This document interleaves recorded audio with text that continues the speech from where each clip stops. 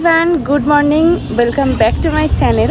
তো তোমরা সবাই কেমন আছো? আজকে অনেক দিন পর লং ভিডিও শ্যুট করছি। আশা করি সবাই ভালো আছো। আজকে কি করি না করি তোমাদের সাথে সবটাই শেয়ার করব। আজকে এখন প্রায় বাজে 9:30 10টা মতো। তো এখন আমি একটু ছাদে এসেছি, মাও এবার আসবে। লিটারেলি এতদিন পর আজকে খুব সুন্দর রোদ উঠেছে, আবার মাঝে মাঝে মেঘলাও হচ্ছে। তোমাদেরকে ওয়েদারটা একবার দেখাচ্ছি, দেখো জাস্ট মেঘটা দেখেছো? মা তো একদম সকালবেলা উঠেই সব জামা কাপড় কাচা কমপ্লিট করে নিয়েছে। আর আজকে হচ্ছে সানডে, আমি হেয়ার ব্রাশ করবো আজকে একটু। আজকে আমি একটু সকাল সকালই ঘুম থেকে উঠেছিলাম, তোমাদেরকে বললামই যে এখন বাজে 10টা সকাল। আর কিন্তু এতদিন বৃষ্টির পর টানা আজকে অনেক সুন্দরভাবে রোদ উঠেছে আর আকাশটাও ভীষণ ভালো লাগছে, তাই আর ক্যাপচার না করে তোমাদেরকে না দেখিয়ে পারলাম না। তারপর চলে গেলাম সোজা নিচে রান্নাঘরের দিকে। যেতেই দেখলাম দাদা যে দুটো তাল দিয়ে গেছে সেই দুটো মা রান্নাঘরেই রেখে দিয়েছে। এখন চলে এসেছি মা আর আমার জন্য একটু চা করতে রান্নাঘরে। আজকে একটু ভাবছি লিকার চা খাবো। অন্যদিন তো দুধ চাই খাই, না হলে সকালের চাটা স্কিপ করি। আর আজকে ভাবলাম একটু লিকার চা খাই, ভালো করে আদা দিয়ে মা আর আমার জন্য বানিয়ে নিলাম।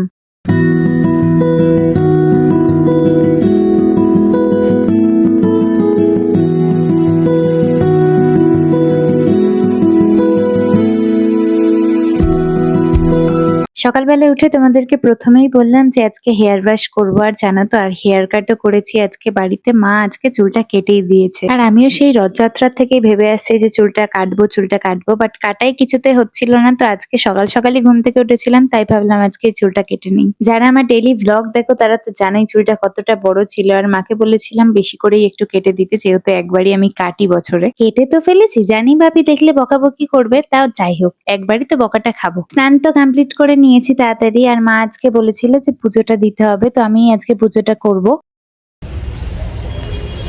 এখন আমি চলে এসেছি ঠাকুরের বাসন মাজতে। স্নান করা কমপ্লিট হয়ে গেছে, তো বাসনগুলো এখন ছাদে মাজতে এসেছি। এবার পুজোটা দেবো গিয়ে।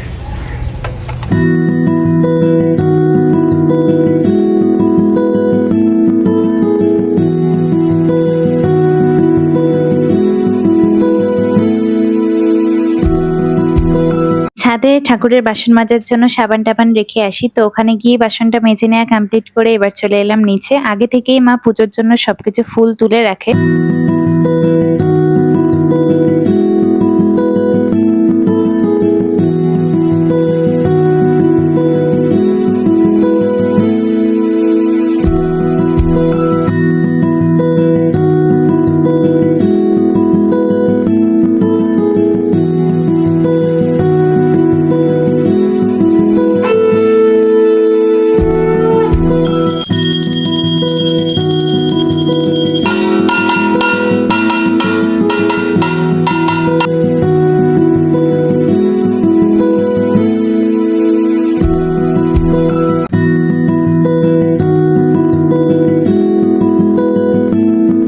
পুজো করতে বেশ খানিকক্ষণ টাইম লাগে, তো সেটা কমপ্লিট করে বাইরে গিয়ে দেখলাম মা এখানে রান্নার জন্য সবকিছু জোগাড় করে নিচ্ছে। আর তারপর আমি এলাম একটু স্কিন কেয়ার করতে। স্নান করার পর জাস্ট একটু নর্মালি স্কিন কেয়ার করে নিই, একটু টোনার অ্যাপ্লাই করি, দেন লিপ বাম, আর তারপর একটু সানস্ক্রিন অ্যাপ্লাই করে নিই। পুজো করতে করতে সমস্ত কাজ করতে করতে বেশ খানিকটা চুলটা শুকিয়ে গেছে। এবার একটু মার কাছে যাব, মা দেখবো কি করছে। আর আমি কিন্তু এখন মার সাথে কথা বলতে বলতেই স্কিন কেয়ার করে নিচ্ছি। তারপর মা রান্নার কাজে গেল, আর আমি মাকে বললাম যে আমি একটু এডিটিং এ বসছি। আমি এতদিন তোমাদের সাথে ডেইলি মিনি ব্লগের মাধ্যমে সমস্ত কিছু শেয়ার করছিলাম, তো ভাবলাম আজকে একটু লং ভিডিও শেয়ার করা যাক। অনেকদিন পর আবার আমি লং ভিডিও শুট করছি। সবসময় হয়তো তোমাদের সাথে লং ভিডিও শেয়ার করতে পারবো না, বাট আস্তে আস্তে একটু চেষ্টা করছি তোমাদের সাথে কিছু কিছু করে লং ভিডিও শেয়ার করার। তোমরা যদি এতে অনেক অনেক ভালোবাসা দাও, আমি একটু ইন্সপায়ার হয়ে আরো তোমাদের সাথে নতুন কিছু তুলে ধরার চেষ্টা করব।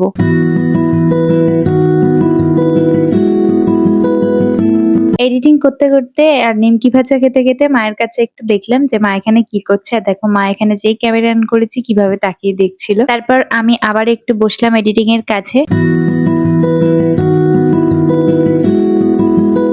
তারপর মা আমাদের রান্না কমপ্লিট করে সবাইকে খেতে ডাকলো, আর আজকে লাঞ্চের মেনুতে তোমাদেরকে দেখিয়ে দিলাম, বিটরুট ভাজা হয়েছে আর এর সাথে একটু কাঁচা লঙ্কা না নিলে হয় বলো তো। আর হয়েছিল হচ্ছে পটল আলু আর সয়াবিন দিয়ে একটা তরকারি, আমার এটা বেশ খেতে ভালো লাগে। তো তোমাদের আজকের এই সিম্পল ব্লগটা কেমন লাগলো আমাকে কিন্তু অবশ্যই কমেন্টে জানিও। যারা ফেসবুক থেকে দেখছো তারা একটু ফলো করে দিও, আর যারা ইউটিউব থেকে দেখছো তারা সাবস্ক্রাইব করে দিও চ্যানেলটাকে। লাঞ্চ করে উঠে দেখলাম আকাশটা আরো সুন্দর হয়ে গেছে, দেখো একদম মনে হচ্ছে না যে শরৎকালে এসে গেছে। ব্লগটা যদি ভালো লেগে থাকে প্লিজ একটু লাইক কমেন্ট শেয়ার করে আমার পাশে থেকো।